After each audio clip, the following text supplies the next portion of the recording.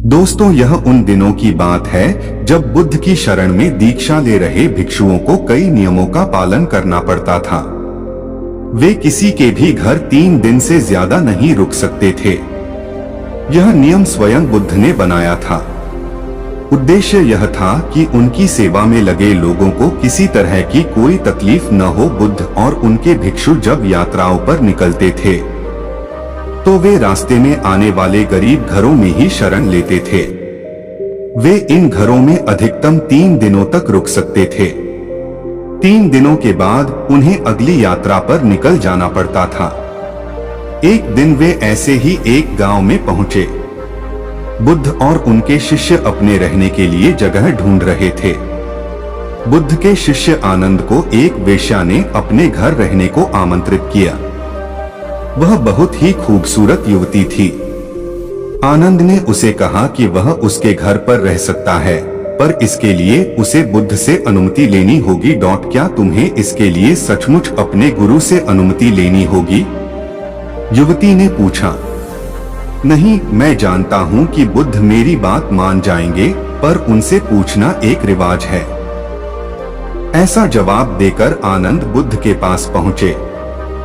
हे बुद्ध, इस गांव में 3 दिनों के विश्राम के दौरान एक स्त्री मुझे अपने घर पर आमंत्रित कर रही है, लेकिन वह स्त्री एक वेश्या है। क्या मैं उसके आमंत्रण को स्वीकार कर सकता हूँ? आनंद ने बुद्ध से पूछा।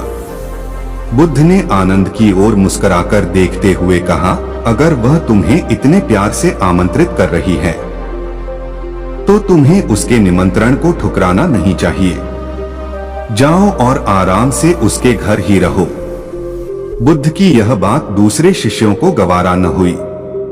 उन्होंने बुद्ध से सवाल पूछा, आप आनंद को एक वेश्या के घर कैसे भेज सकते हैं?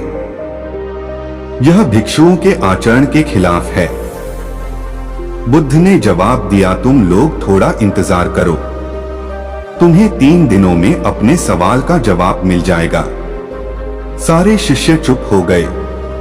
फिर आनंद अगले 3 दिनों के लिए उस वेश्या के घर रहने चले गए और बाकी के शिष्य आनंद की जासूसी में लग गए और सारी बातें बुद्ध के कान में डालने लगे। बुद्ध शालीन मुस्कान लिए चुप बने रहे। पहले दिन वेश्या के घर से आनंद और महिला के गाने की आवाज आई। यह बहुत नई बात थी। एक भिक्षु का वेश्या के साथ यूं गाना गाना। शिष्यों ने कहा, बस यह तो गया।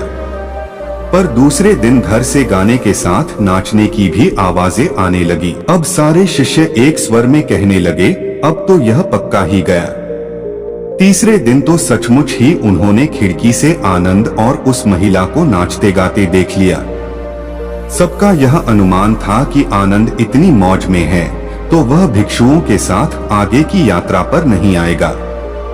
अगले दिन सभी भिक्षु कानाफूसियों के बीच चौक पर जमा हुए। सभी ने आनंद के आने की उम्मीद छोड़ दी थी। सभी सोच रहे थे कि वह इतनी सुंदर स्त्री का साथ छोड़ भिक्षुओं के साथ क्यों आएगा। परंतु तभी सबने आनंद को एक सुंदर स्त्री के साथ अपनी ओर आते देखा। वह सुंदर स्त्री एक महिला भिक्षुक का रूप धरे हुए थी। बुद्ध उसे देखकर मुस्कुरा रहे थे, जबकि बाकी विस्मित होकर खुले मुंह से आनंद और उस महिला भिक्षुक को ताक रहे थे। बुद्ध ने आनंद की पीठ पर हाथ रखते हुए भिक्षुओं को संबोधित किया, अगर खुद पर भरोसा है तो आपको कोई भ्रष्ट नहीं कर सकता, बल्कि अगर आपका चरित्र बलवान है तो आप भ्रष्ट को भी चरित्रवान बना सकते हैं। ऐसा कहते हुए बुद्ध ने वेश्या से भिक्षुक बनी महिला का स्वागत किया और सभी लोग आगे की यात्रा पर निकल पड़े। बुद्ध और आनंद की यह कहानी हमें सिखाती है कि अगर हमारी इच्छा शक्ति मजबूत है तो हम किसी भी स्थिति के गुलाम नहीं बनते। यह बहुत मजेदार बात है कि खोट तो हमारे अपने दिल में होता है और शक हम दूसरों पर करते हैं।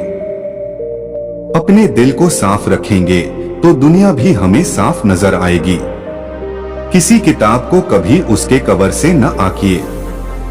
इस बात को समझ लें कि हम अगर पारदर्शी जीवन जिएं तो हमें किसी कवर की कभी जरूरत ही नहीं पड़ेगी।